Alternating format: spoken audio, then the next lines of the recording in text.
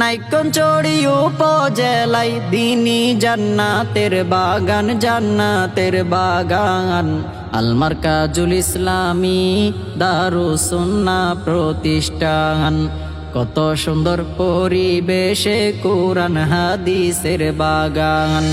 আল মারকাজুল ইসলামী দারুস সুন্নাহ প্রতিষ্ঠান। কত সুন্দর পরিবেশে কুরআন হাদিসের বাগান। নাইক্ষ্যংছড়ির মুসলমান বড়ই ভাগ্যবান, চতুর্দিকে আছে এই প্রতিষ্ঠানের সুনাম।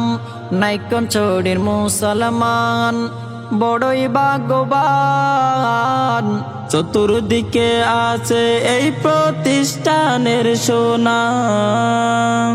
পেয়েছে আলোর দিশা, পেয়েছে আলোর দিশা, কত মা বাবার সন্তান, কত সন্তান।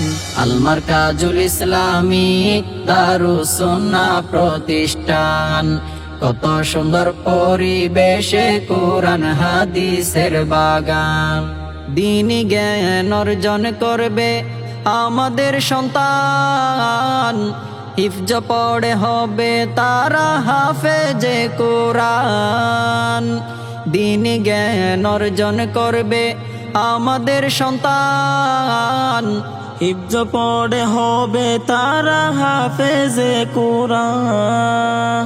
বালক বালিকা নুরানি বিভাগ, হিফজ বিভাগে নাজারা বিভাগ, আছে সকল শিক্ষা দান পাঠ দান। আল মারকাজুল ইসলামী দারুস সুন্নাহ প্রতিষ্ঠান।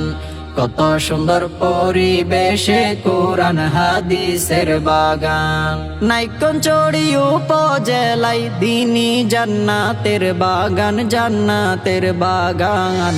আল মারকাজুল ইসলামী দারুস সুন্নাহ প্রতিষ্ঠান। কত সুন্দর পরিবেশে কুরআন হাদিসের বাগান। আল্লামা হাজী ইউনূস রাহিমাহুল্লাহ, উনার তত্ত্বাবধানে হলো প্রতিষ্ঠা।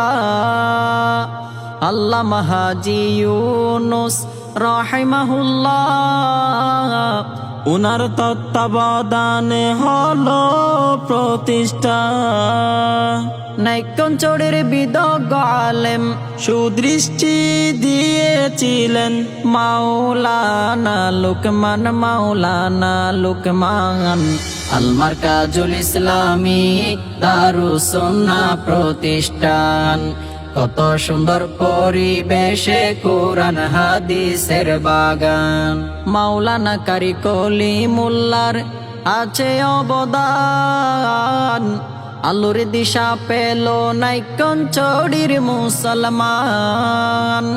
মাওলানা কারি কলিমুল্লাহর আছে অবদান, আলোর দিশা পেল নাইক্ষ্যংছড়ির মুসলমান।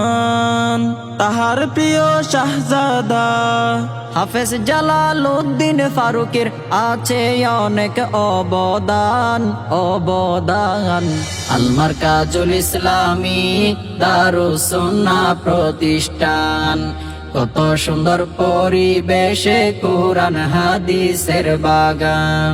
নাইক্ষ্যংছড়ি উপজেলায় দিনী জান্নাতের বাগান, জান্নাতের বাগান। আল মারকাজুল ইসলামী দারুস সুন্নাহ প্রতিষ্ঠান।